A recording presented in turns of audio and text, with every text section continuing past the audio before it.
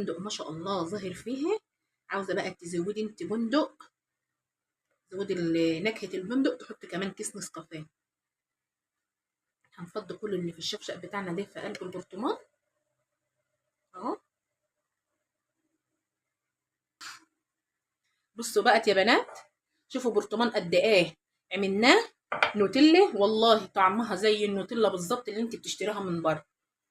وعلى العموم هتلاقيها احسن، لو ما لقيتهاش نفس الطعم بالظبط احسن وانضف، ولا محطوط فيها مواد حافظه، وكلها حاجات صحيه. ما كترناش سكر فيها عشان ما يبقاش مضر لنا. احنا حاطين ايه ده؟ احنا حاطين نص كوبايه سكر او 3/4 كوبايه سكر.